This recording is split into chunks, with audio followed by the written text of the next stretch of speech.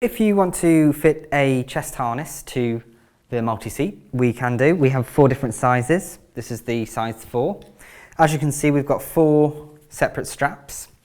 If we attach the shoulder straps first, if we look at the back of the chair, we've got 2 cam locks here.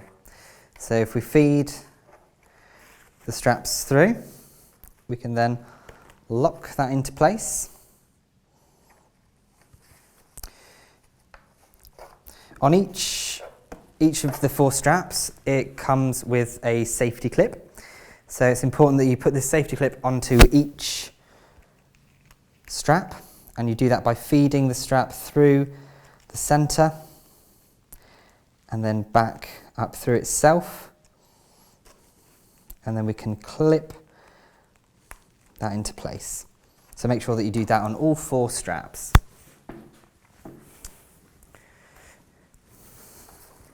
Now with the bottom 2 straps, we're going to feed those through the back of the chair, so just in between the lumbar pad and the hip guides. And then on the reverse of the chair, as you can see, we have 2 cam locks underneath. If we open up those cam locks, we can then feed the strap through.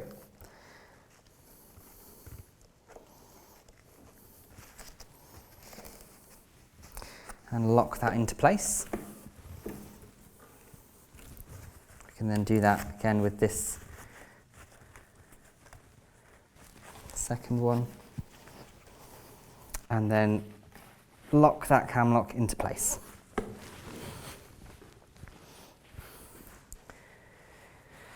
On the front of the harness here, you can see we have a reverse zip, so we can access any peg site. We've also got 4 pop button clips, so we can completely remove the harness,